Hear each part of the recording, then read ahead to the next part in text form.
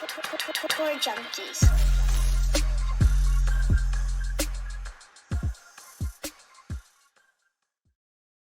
What's going on, golf addicts? DB and Pat Perry here with you for the Valero Texas Open DraftKings DFS preview. Ready to get to it. Masters is on the way. I got my Masters spring shirt on. Oh, look at you. I'm ready to roll. We got Masters content coming out this week. I'm pumped, man. But first, we got Valero, and the field is pretty stacked. Everybody kind of saying, you know what, maybe I should try to find some form before tackling Augusta National, because there's some guys in here that, don't normally play the week before the, a major, and they're here. So we'll see how it goes. Other than that, Pat, how we doing? We good? I'm good. The last several podcasts that we've done have not involved something that usually they involve. And I think we need to bring that back for the Masters. Oh, what's that? Oh, podcast juice. Podcast juice. The Masters show needs to have a little podcast juice. We've been kind of, we've been putting out content a little bit earlier. It's not necessarily cocktail time, but we're going to probably do this weekend, which gives you a little more leeway on when the podcast juice can be brought out. So I think we need to make sure we have that on the agenda. I agree. Let's do that. Producer Tony, if you'll make a note that we remind us to make sure we have our podcast juice for the Masters shows. The Masters shows, while we're on the topic, probably going to tackle those on Saturday or Sunday. So those will drop on the weekend to go ahead and get you ready a little bit early. Scratch that itch. I will be dropping a course preview show for the Augusta National. Bet the Number has up all the Masters data the last 5 years. All the Masters data is loaded onto the player profile pages. The Masters custom model is now open and available. The BTN people dropped their custom model for the Masters. So I'm going to open that up, share my screen, walk through what Bet the Number is telling us about Augusta National, and go through the early first look model and a few interesting names popping. That will drop probably Tuesday or Wednesday for us. So very soon that'll be dropping. We also have Live Golf Miami at Doral this week, which I'm excited about. I love that golf course. It's going to be a fun event. Playing at a much better course than they were this time last year, which was at Crooked Cat in Orlando, which was a dump. Was that really what it was called? Yeah, the Crooked Cat. Remember, it was the course where the PGA show we used to set up on the driving range for the PGA show, and it was like terrible. That was where they played a week before the Masters last year. I thought they just called that Orange County National, but they actually have a name for it. Crooked Cat. Yeah.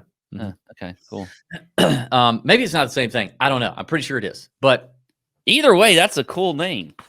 Not a cool golf course. But this week it's Doral. So I'll be doing a preview show for that, betting preview show for that.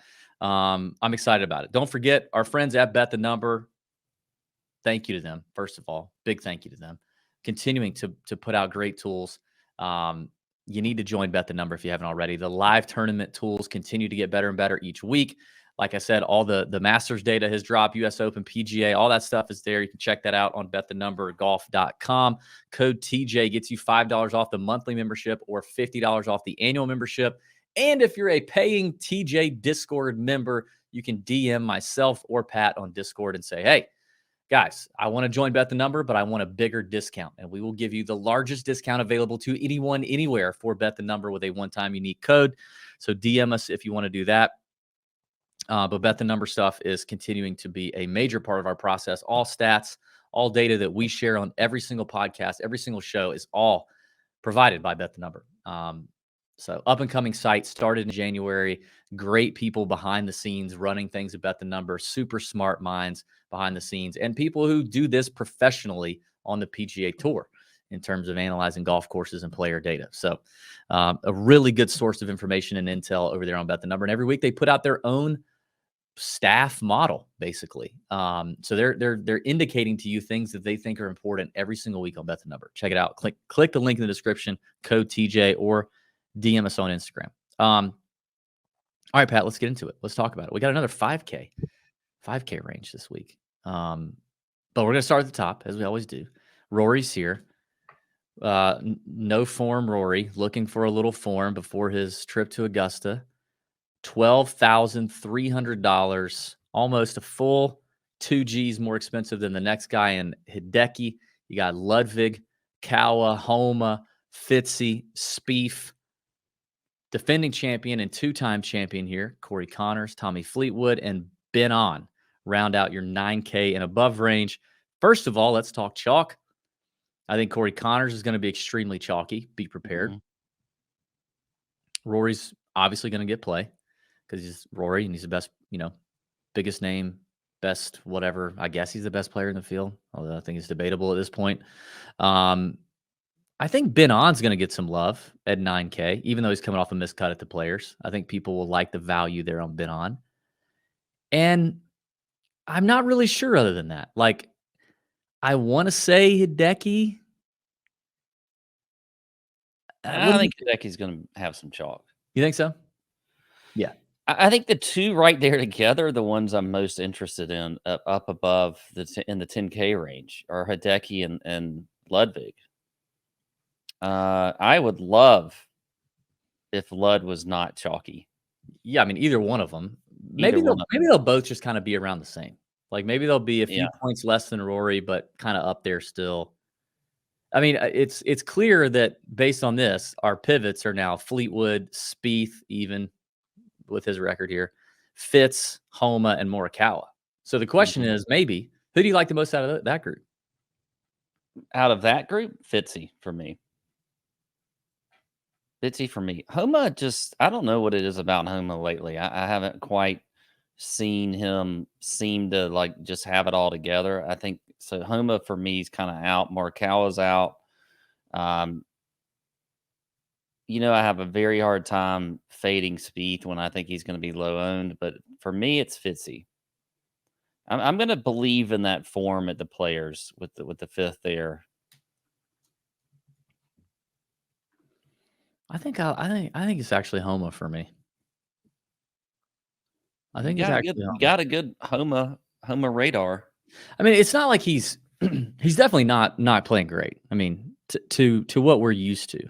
Yeah. But I mean, in 2024, he still has a T13 at Torrey, T16 at Genesis, and a T8 at API. Like those are all kind of big events, stronger fields than what we have here for sure, especially Genesis and API. Torrey was probably stronger. And those are top 15, top 20 finishes. He's just not doing the ball striking is definitely not as consistent. He's lost something off the tee. It looks like he's probably spraying it to a little too much. He's spraying it off the tee. But I think you could kind of get away with that here. As long as you're not in the native area. I don't know. I think I kind of choose Homa out of that group. If these are the names that are going to be the possible pivot options. Yeah, I mean, I do think I am going to there's going to be some chalk up here that I play though. I really like Ludwig. I really like Decky, and I like Ben On. So I think Connors is my favorite of the chalk. Yeah. I mean, look, this is obviously a place he just loves to play. He's won here twice. He won here as a Monday qualifier, then gets into the Masters. I think I could be fine passing on Ben On. Ludwig and Hideki, I also really, really like. I may only play one of them, but I like both of them a lot. You not interested in Rory at all? No. I'm saving him for the Masters week. Of course you are, yeah. What would he have to do this week? What would you have to see? Is there anything?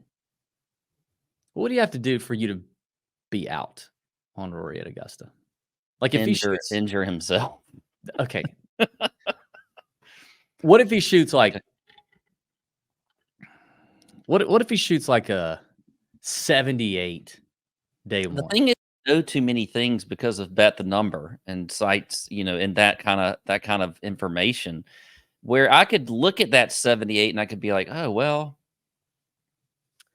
I don't know. He gained on approach and maybe was a little squirrely with the driver and he putted horribly, and I don't know if he was testing some things out just heading into the match. Like, I just don't think there could be anything that you can do the week before a major that just outside of an injury that totally throws you off of a guy. I don't think you should even do that because how many times have we seen people come to Augusta not necessarily in the greatest consistent form and still all of a sudden play well? Phil Mickelson last year. True. Okay. I mean, he was horrible on live for the most part, and then all of a sudden comes to Augusta and but finishes. Considering Rory's demons at Augusta, okay, and I know this is not the Masters DFS preview show, but just prices are out. He's 10-8 next week. He's the third highest priced player behind Scheffler and Rahm. He's got 2 missed cuts at Augusta the last 3 years, which is hard to do considering there's 90 players in the field. And what 10 did of he do them last year? He missed a cut, and 10 of them are geriatric. What was the year before? Runner up the year before. Okay. He's got a runner up he's got a miscut bread runner up meat sandwich. You know what I mean? So this is like this is a year so even years are good. See, it's an even year. I like even numbers. Okay. So I'm just saying, like, and then given his form right now, but I mean, like last year, Rory was in good form coming in, way better form than he is right now. He's not in good form right now. So to me, okay, what if he gains a stroke and a half to 2 off the tee, it's hard for him not to do that on literally almost any course, but he loses 3.5 to 4.5 on approach. He does nothing around the green and putting. You're still in. Yes.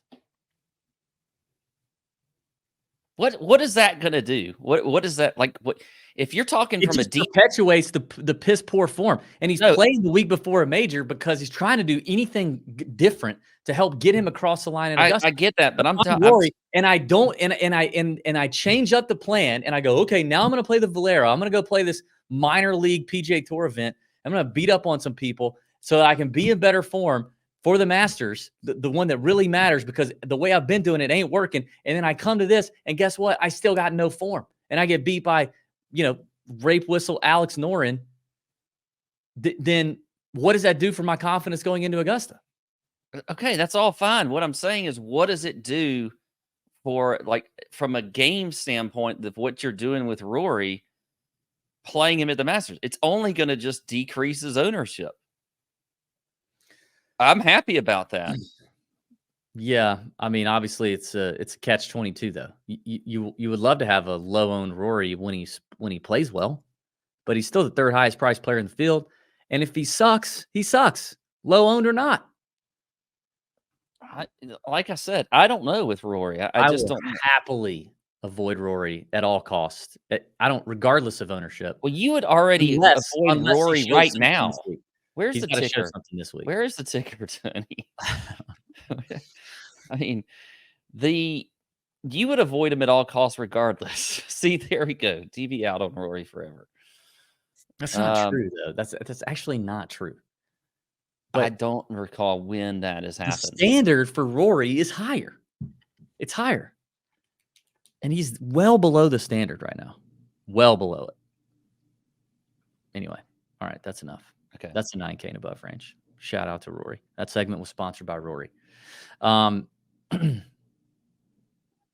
Hey, our friends at Swannies want to give people a bonus as we lead up to Masters Weekend. Spring is in the air, even more so than they already have been giving us. Spring's in the air. You're ready to get a new wardrobe. You're ready to get some fresh threads for hitting the golf course. Maybe your girlfriend or your wife wants some fresh golf course threads. Maybe you got a kid that wants something fresh for the links. Swannies has you covered. Pat, what is the new promo code with the discount? TJ35. Swannies.co. Take your pen and your paper out. Write it down. Write it down. TJ35 for 35% off your entire order. It's normally 25% off, but they're doing 35% off from now until this Thursday at noon Eastern. So the code is good until Thursday at noon Eastern. 35% off your entire order on everything on Swannies.co. They just dropped 2 new big drops for the spring and summer with polos. They got shorts in every color. They got joggers. They got like I said, kid stuff for the women, stuff for kids, a ton of hats, t-shirts, hoodies, everything you can imagine. They've got the new drops on swannies.co. Click the link in the description. TJ35 for that 35% off your entire order. That's insane. They're almost losing money doing this. So thank you to Swannies for supporting the show. All right, 8K range, Pat. What are we thinking? What do you like in the 8K range? Where's the chalk going to be? I think one person you just mentioned, Alex Noren, I think is going to have some chalk on him. 8,700. I think that I think Harris English is going to have a little bit of chalk. I think Billy Horschel, based off his recent play, just like Alex Noren, is going to have some chalk. Maybe is that about it? I wonder if Billy. No, Seabez at 7,900. Sorry. He's I think Billy Ho may get a little less chalk than we think, even though he's playing well, because of a couple of things. And I could be wrong. A lot of people don't like Billy Ho. Mm-hmm. B, he's in there between Noren, Ben, Corey Connors above him in that range, and even Brian Harman. Kind of crazy. But like we were talking about that in the first look show this morning in the Discord, was Brian Harman being $300 less than Billy Ho, Brian Harman being a slightly longer in the outright market than Billy Ho. And it seems kind of weird to say that, but Billy Ho recently is having a very nice run of form. Harman's not playing bad at all. Obviously could have won the Players. And he's, a recent major champion. Kind of crazy to see that, right? Like, I think Billy Ho could get a little sandwiched out. I think English could get some love. I think for sure Noren. But I mean, I would welcome a Brian Harman, or even though I don't like playing this guy, but I don't mind playing him here as a pivot in DFS. We did not talk about him on the betting show, but Adam Scott. Yeah. I could get down with a little Adam Scott or Brian Harman pivot area if they're not super chalky. Doesn't Scott play well in Texas?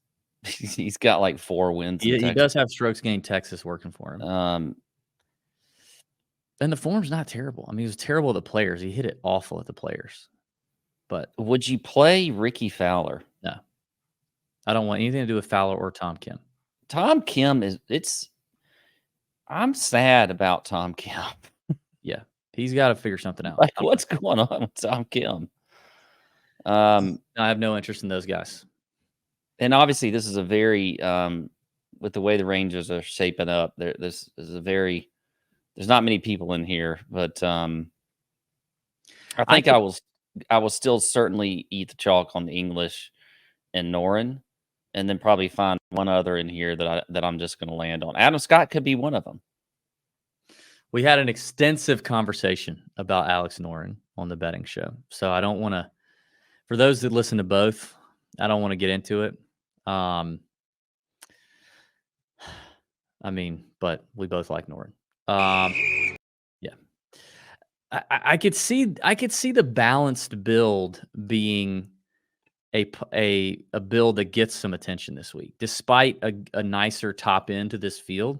Mm-hmm. With all those question marks from Morikawa down to that Spieth range. If people do decide that Ludwig, Hideki, Rory is either too, maybe they want to just be contrarian there, and they really want the chalk on Corey Connors, and they don't want to do too much up top. I could see a lot of people starting lineups with Connors and then hammering Ben, Noren, English, maybe Harman, maybe Billy Ho, right? I could see a lot of builds like that. So I think those guys are going to get some love. But I think Scott is the one pivot that is the most intriguing to me. At 8,500, I didn't like him outright to win. I don't know when I've last trusted Adam Scott to win, but I do think he could have a good finish here. Yeah. All right. Well, that's pretty quick and dirty there for the AK range. Let's talk about the 7K range, Pat. You mentioned Seabass Yeah, at the top. I do think Seabass will be chalky. I do too. Coming off 2 straight top 15 finishes. He's going to check a lot of boxes, especially when you look at just the putting, the approach play. 7,900 Seabass feels good. Also, right beneath him, Aaron Rai, a guy that is hard to necessarily peg as an outright winner. But Aaron Rai's been, he's been playing well for the most part this year. He's played well on this golf course with 2 straight top 30 finishes. He shows up in the model that we have. He's 6th in the model here. So at 7,800, I think Aaron Rai is another one that's probably going to be somewhat chalky. I think EVR is going to be chalky. I think that's it. I don't know if there's anybody else in here that's going to be chalky. Those are the 3 names I had written down: Seabass, EVR, and Rai. Yeah. I think Seabass is the one I'll pass on. He's the one that the long irons are the worst, and you got a fair amount of long iron shots here. His long irons are the worst out of those 3. And I gotta find some chalk not to play. So Seabass for me.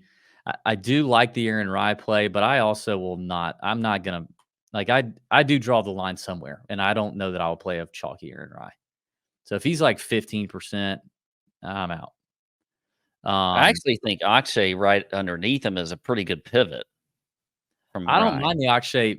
Okay. I don't mind the Akshay play, but Pat, our friends at Bet the Number, they posted some course notes today on X. Mm-hmm. And it's like they could see into my soul. Because they gave a couple of names out as interesting players. And one of them was Eric Cole. They said, Eric Cole seems forgotten, but long-term form and profile seem to fit Valero perfectly. Would you disagree? I would not. No, I don't think I would disagree. Gained over 5 shots on approach at Valspar for his best approach week of 2024. Is the Valspar ball striking signal that he may be back to 2023 form, is what Bet the Number posted on X.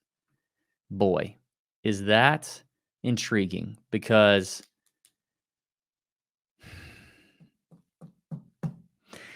he's not been the Eric Cole that we've gotten used to in the last 12 months. But the man still finished 21st at Arnold Palmer, tough field, 10th at Genesis, tough field. Like they said, best approach week at the Valspar. Off the tee, he's always been erratic off the tee. He sprays it, which again, you can do here as long as you stay in the rough. If you get outside of the rough into the wasteland native area stuff, you're in trouble. But he can hit it in the rough. He's fine. But the approach play and the profile that we know of Eric Cole, he's an iron player. He's an iron stud. He's an iron. If you look at his last 20 rounds versus his last 75 rounds or 50 rounds, he looks like a different player. But his last event out, having the best iron week of his 2024, is that just random, or is that lead into, okay, I'm back? Like I found it. I'm back. I figured it out. I'm back. And if he is, I don't know that a lot of people are playing him right now. For me, when I'm looking at this and studying it but before, when we were looking at betting outrights, and now here as we're talking DFS, Cole is the guy that when I'm running down the field and I get into this range, that I kind of want to be talked into. And if I'm listening right now, I'm thinking, you know what? I probably got talked into. DB talked me into him. Because he's not favored. I couldn't click favorite on him because you do tend to look at a little shorter term form. It's not, he's not going to show up a lot when it's, comes to checking boxes and all that kind of stuff. But yeah, longer term, I mean, Cole's been great. We just hadn't seen him up like we were used to, top 15s every week, top 20s every week. Yeah. But there's certainly plenty of upside. And if you're looking for a small little nugget of some information that gives you a chance to have a little bit of an edge, what you just talked about, is it. So yeah. He also took a week off. That's good. Yeah. I mean, I think every now and then the man's needed to have a week off. The guy in everyone's model who's crushing the models and ranking high, but he's playing his 6th event in the last 7 weeks and coming off of a chalky miscut in Houston. He killed me, is Keith Mitchell. Mm-hmm. In my own model on BTN, he is 3rd.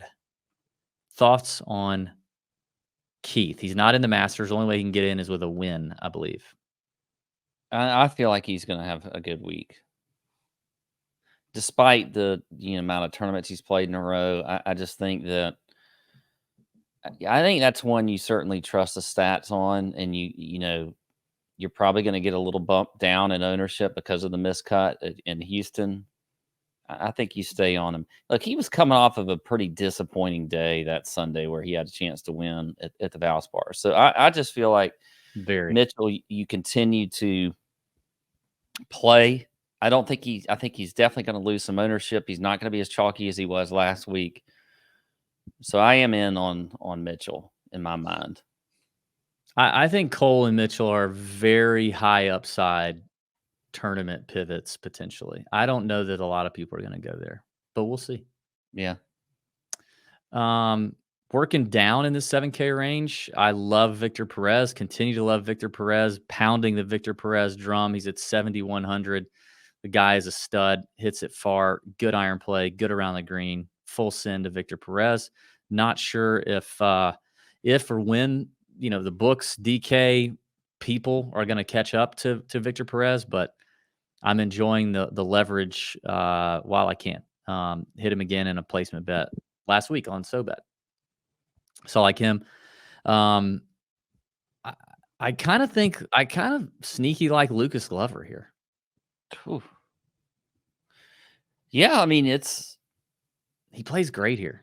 He loves this play. He's old Corey Connors. Is he not? He's just old Southern Coco. Who's the bigger old?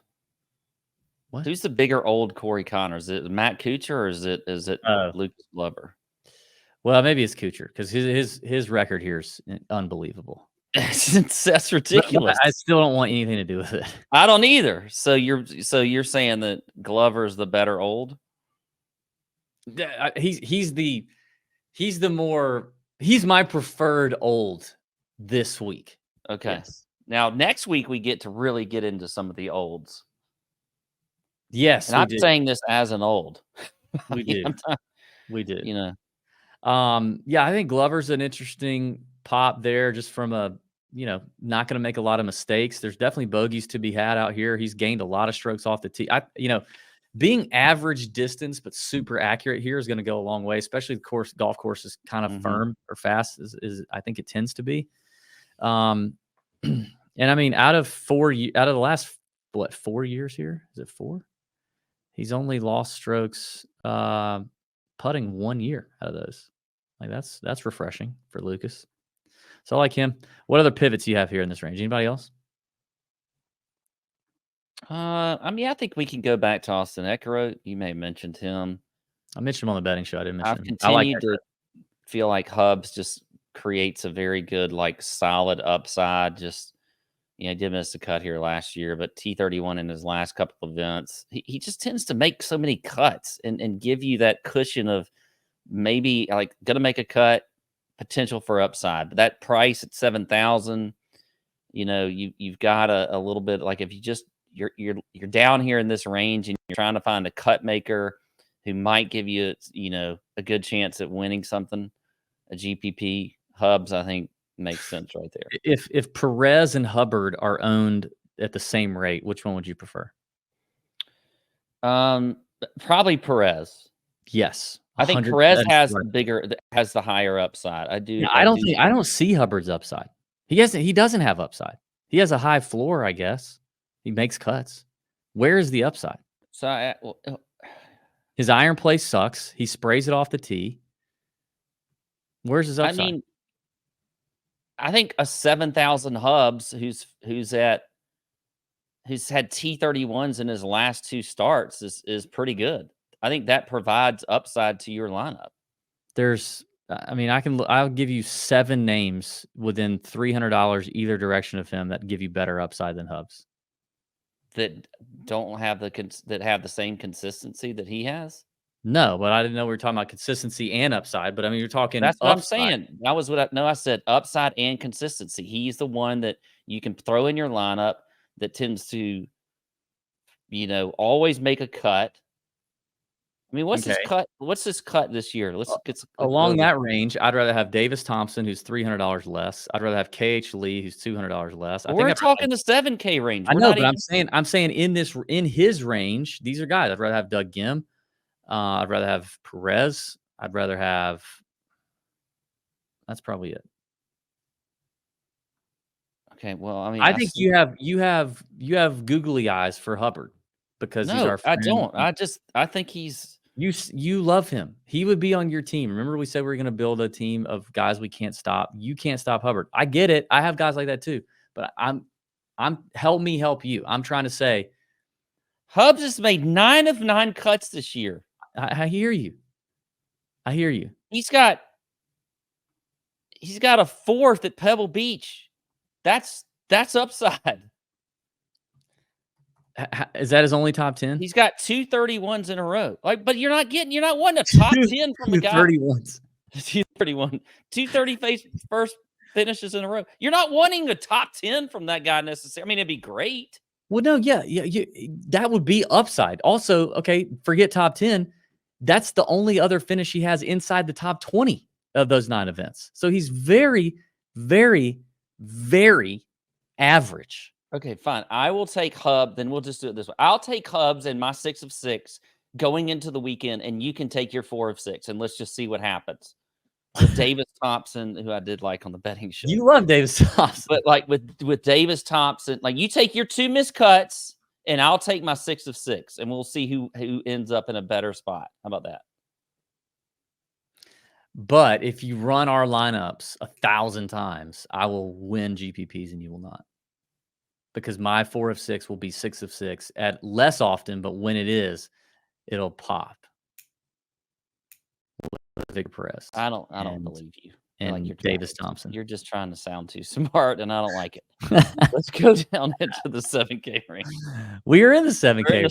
6K range. Sorry. All right. Before we go to the 6K range, shout out to our friends at Underdog. You got major championship season coming. Underdog best ball drafts are here, and they are awesome. The Albatross is still available. And listen, right now, folks, there's a little overlay to be had. It starts with, obviously, the Masters next week. Starts on Thursday. It's $10 per entry. They're giving away $500,000 in guaranteed prizes. All you got to do is draft your team for the 4 majors. You're just drafting one time, and then you're done. Set it and forget it. You don't even have to pick the best players. It's going to pick them for you. It's best ball. It's fantastic. By now, you know what best ball is. And just draft it for the Masters and then watch the majors all year and cheer for your team. That easy. The Albatross is where it's at. If you've not already joined Underdog, you can click the link in the description. You'll get a 100% deposit match up to $100. And obviously, you can also do the pick'ems. Take part in the pick'ems there on Underdog. Legal in a lot of places. You can pick higher or lower based on the projections. And if pick'em is not legal in your state, best ball drafts probably are. Underdog is extremely innovative, doing the dang thing, and we appreciate Underdog for repping TJ and doing the best ball thing for golf. It's a lot of fun. So get in there and check it out. All right, 6K range, way better than the 5K range. The 5K range is gross. It's really gross. I don't think I will have. I mean, we'll do a 5K draft, and I'll say a couple names, but I don't think I'll get there. But 6K range, I think there's some nice values here, Pat. Yeah, I agree. Old Douglas Gim is coming off a couple crappy finishes, miscut, T67. But, again, it just kind of depends on how far you zoom out for some of these guys. I mean, his iron play is fantastic. He doesn't hit it very far, but he hits it accurately, and it could play nicely here. Now in in his last few starts here, it hasn't been well, but I think he's a slightly better player than he has been. I mentioned Davis Thompson. I do like Davis Thompson still. I think he has the same, similar floor as Mark Hubbard, but better upside. Who else we got? Your boy Hissa Tumfield in here. Ryan Moore's been playing really good. I think I like Ryan Moore either way, but if it's firm and fast, I really like him because that's going to help mitigate his short knocking self. Irons are fantastic lately. They're really good. The long irons are not great, but the mid and short irons are pretty solid. And he's had some good finishes here. It's been a while, but he's had some good finishes. So I don't know. I agree on Ryan Moore. As much as I hate it, I agree. Yeah. Yeah, I mentioned that I do like Davis Thompson. Mm-hmm. Obviously, you do too. Yeah. So I like him up here. I really want to play Seamus Power, and I don't know why. Yeah. I don't think nothing's really gonna pop from a stat standpoint, but he's had some really good. He's had some good finishes, and he makes a lot. You talk about cut maker. He's made his last 5 cuts. He just hadn't done anything spectacular. Yeah, it does feel like Seamus is kind of coming around. He kind of left us there for a little bit. But yeah, I agree. I mean, I think that's a guy who, whenever he fully gets it again, I mean, we know he can contend. So I mean, I do think he feels like an interesting upside play down there. We talked about Nate Lashley on the show. He's at 6,200 on the betting show. 6,200. I like Nate Lashley a good bit. That's a good value for old Nate Dogg. I'll go there. There's a couple other in here I like, but those are the ones I like the most.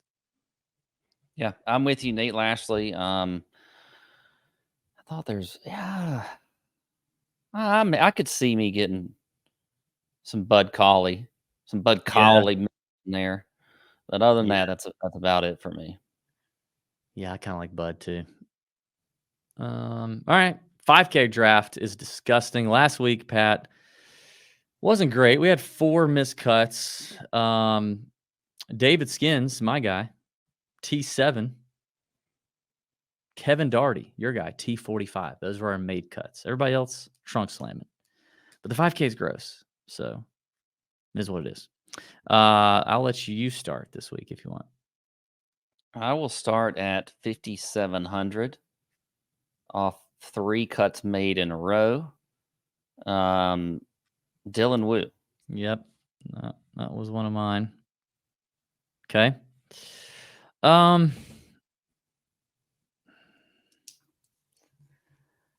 going to go to 5,500, and I mean, he's top 20 in both strokes gained approach categories in my model, but he's not good really anywhere else. And it's Matt Naismith at 5,500. So I'm going to count on the irons bailing him out.